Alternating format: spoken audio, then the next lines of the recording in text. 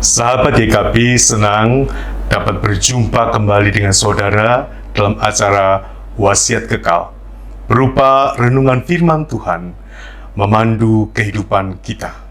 Saya Pendeta Agus Wijaya dari GKI Serpong, dan renungan kita hari ini tanggal Jumat 7 November 2025 berjudul Menjadikan Orang Lain sebagai Subjek, yang ditulis oleh Pendeta Cordelia Gunawan, Ketua BPMSW GKI seluruh wilayah Jawa Barat, dan didasarkan pada bacaan Kejadian 38 ayat 1 sampai dengan ayatnya yang ke-26.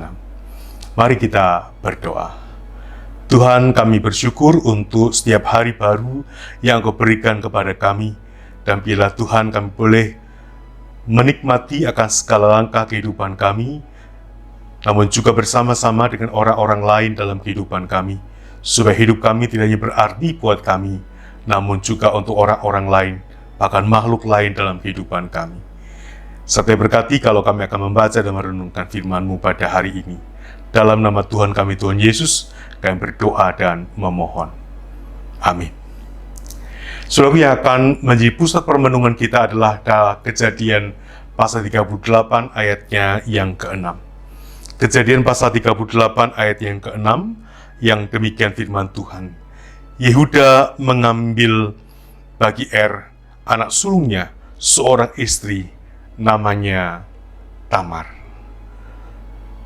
Saudara, apakah kita punya rencana atau rancangan bagi hidup kita? Apakah dalam rencana atau rancangan itu, kita juga memikirkan orang-orang yang ada dalam hidup kita, dan melibatkan mereka dalam rencana-rencana kita?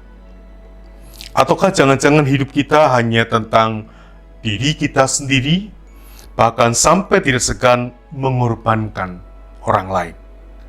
Mungkin juga kita tidak secara langsung mengorbankan orang lain, tetapi kita menjalani relasi yang menguntungkan diri sendiri dan merugikan mereka. Teks Alkitab hari ini menceritakan sebuah kisah kelam tentang seorang perempuan bernama Tamar. Tamar adalah seorang perempuan muda yang diangkat menjadi menantu keluarga Yehuda.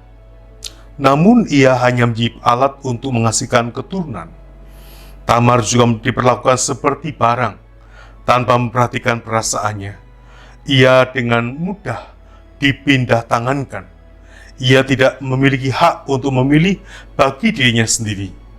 Yehuda merancang kenyamanan bagi diri dan keluarganya, sementara sebagai pribadi, Tamar tidak diperhatikan. Ia hanya dijadikan sebagai objek, bukan sebagai subjek.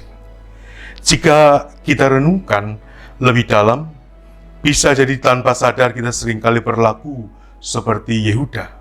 Bisa jadi kita telah menjadikan orang lain sebagai objek tanpa memberikan mereka peran sebagai subjek atas kehidupannya sendiri. Saudaraku, mari menjalani akan hidup dengan bijaksana dan menghargai orang lain sebagai subjek atas kehidupannya. Mari kita menaikkan doa kita.